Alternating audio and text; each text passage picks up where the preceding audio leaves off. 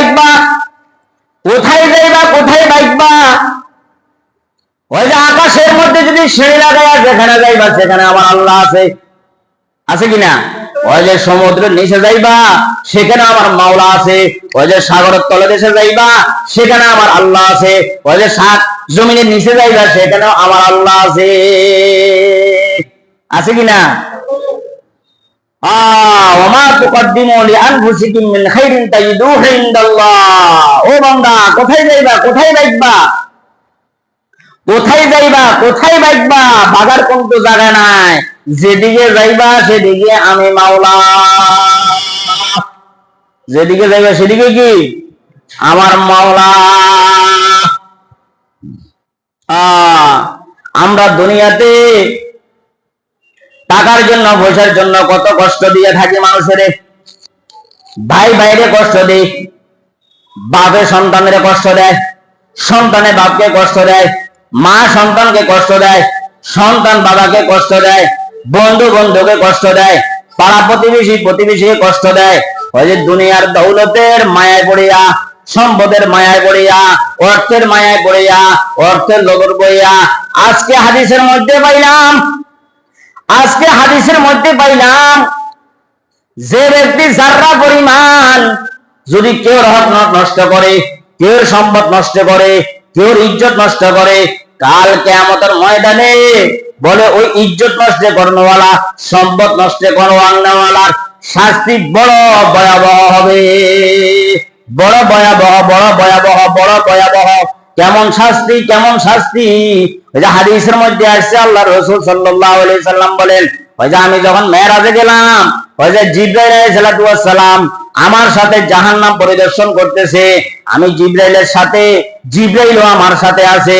আমি জিবরাইলকে জিজ্ঞাসা করলাম, ভাই জিবরাইল, এই লোকগুলোর এত শাস্তি হইতেছে কেন? বলে এগুলার শাস্তি একমাত্র এই কারণে, বলে পরের হক নষ্ট করার কারণে। পরের হক কি করার কারণে? নষ্ট করার কারণে, পরের হক নষ্ট করার কারণে। কিসের হক? বুঝে না দুনিয়া দেন। আল্লাহ আমাদেরকে বুঝার আমল করার তৌফিক দান করেন। আমরা তো কত মানুষকে কষ্ট দিয়ে রয়েছি, কত মানুষকে কষ্ট দিই, কথা দ্বারা কষ্ট দিই, সম্পদ আত্মসাৎ করার মাধ্যমে কষ্ট দিই, দিই না? হ্যাঁ, দেখেন আল্লাহ রাসূল সাল্লাল্লাহু আলাইহি সাল্লাম, আমার দিকে তাকান, গভীর মনোযোগ, বুখারীর হাদিস, আল্লাহ রাসূল সাল্লাল্লাহু আলাইহি সাল্লাম ফজল ইবনে আব্বাস, আব্বাসের ছেলে ফজল, আব্বাসের ছেলে ফজল রাসূলের চাচাতো ভাই হযরত আব্বাসের ছেলে ফজলকে বলতেছে, ফজল রে, এ ফজল, ও ফজল, মদিনাবাসীকে ডাকো, মদিনাবাসীকে উপস্থিত করো, মদিনাবাসীকে ডাকো, আমি রাসূল ডাকছি বলি বলো, সবাইকে উপস্থিত করো, একত্রিত করো, মদিনাবাসী আসো।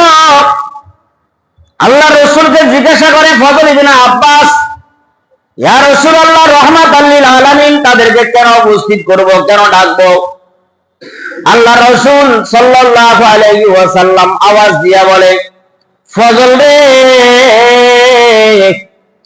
আমি নবী কতদিন বাঁচবো, কতদিন দুনিয়াতে থাকবো এটার জানা নাই, কোনো হিসাব নাই, আমি নবী জানি না। অথচ বেদাতি লোকেরা, মাজারপন্থী লোকেরা বলে নবী আলমুল গায়েব, নবী গায়েব জানে। আর আল্লাহ রাসূল বলে আমি দুনিয়াতে কতদিন থাকবো আমি জানি না। মদিনাবাসীকে উপস্থিত করা, মদিনাবাসীকে ডাকো। আল্লাহ রাসূল সাল্লাল্লাহু আলাইহি ওয়াসাল্লাম ঘোষণা দেওয়ার পরে, মদিনার সমস্ত লোককে একত্রিত করার পরে, মদিনার মসজিদে নববীতে বাহিরের ভিতরে সমস্ত লোককে একত্রিত করার পরে বলতেছেন, তোমরা কেউ আর বাকি আসেনি? বলে আমাদের জানা মতে আর কেউ বাকি নাই। বলে আজকে আমি তোমাদেরকে একটা শেষ কথা বলবো, ওসিয়ত করব।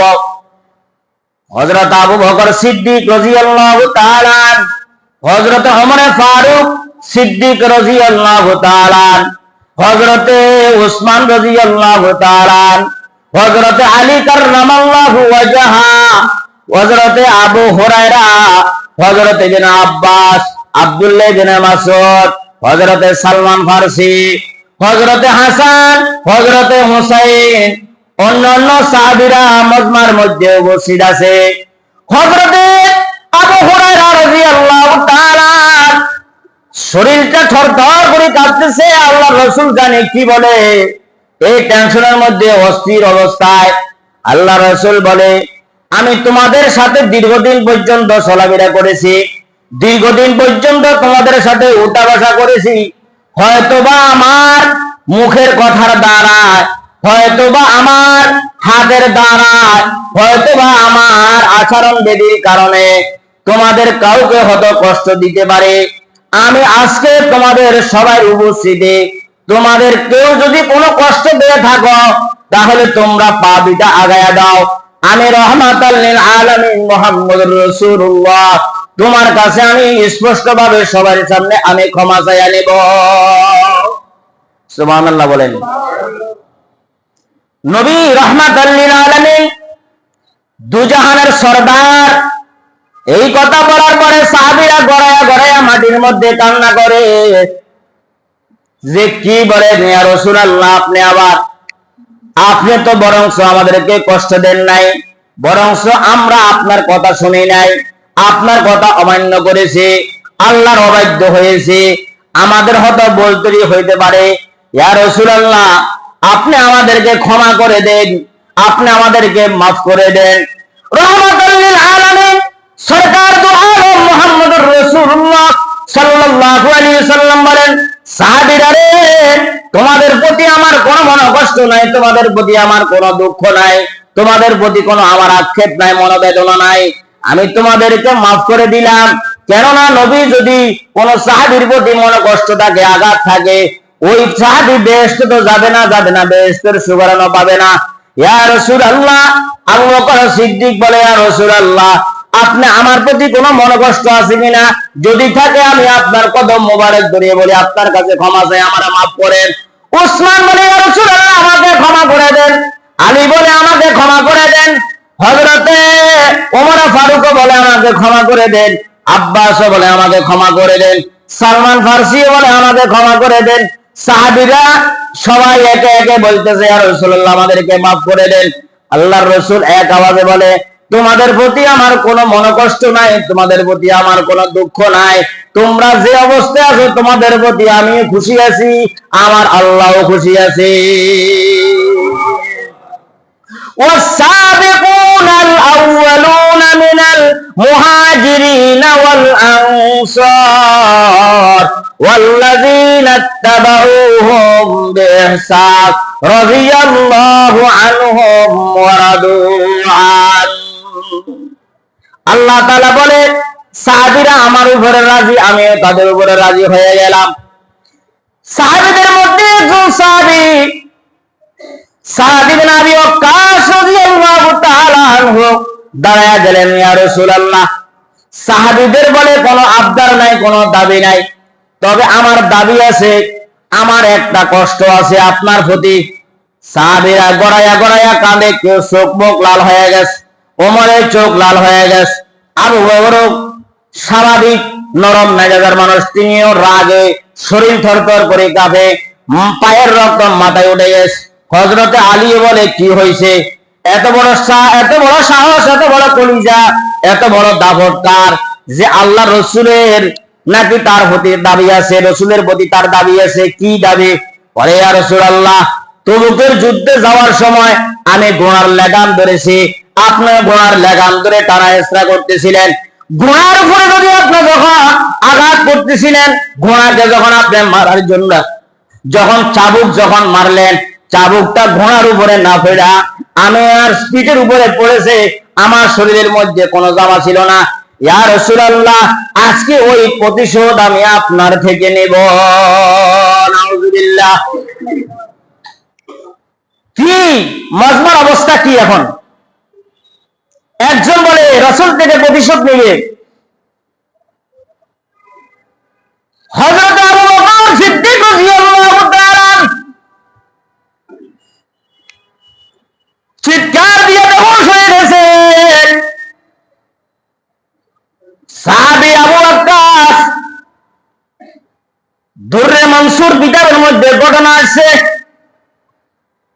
মুফতি ফজলুল হক আমিনী রহমতুল্লাহি আলাইহি দুররাতুন নাসি কিতাবের মধ্যে ঘটনাটা উল্লেখ করেছেন।